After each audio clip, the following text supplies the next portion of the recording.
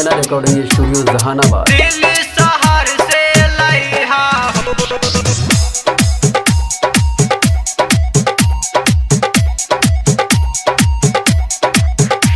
सैया घुंघ लागल चुनरिया।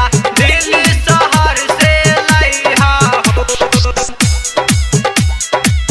घुंघ लागल चुनरिया। सैया घुंघ लागल चुनरिया।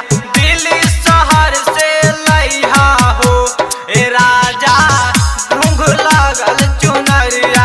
दिल्ली शहर से लइहा हो दिल्ली शहर से लइहा हो दिल्ली शहर से लइहा हो कि तोह से काहे तोहर में हरिया बतिया जाने तू भुलैहा हो ए सैया घुंघ लागल चुनरिया।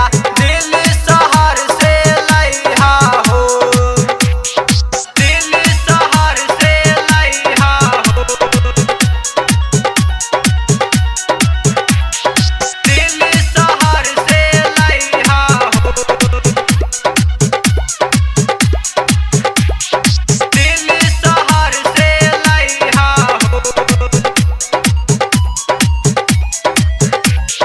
दिल्ली शहर से लइहा हो। नारियल धूप घीउ चढ़ावनी मैया के शरण हो सैया मैया के शरण हो मैया के शरण हो।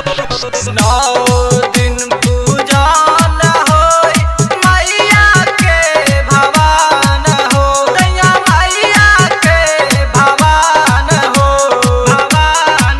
दिल्ली शहर से लइहा ना दिल्ली शहर से लइहा ना कि 9 दिन ड्यूटी छोड़ी मैया के पूजन करिया हो ए सैया घुंघ लागल चुनरिया। दिल्ली शहर से लइहा हो दिल्ली शहर से लइहा हो दिल्ली शहर से लइहा हो दिल्ली शहर से लइहा हो दिल्ली शहर से लइहा हो।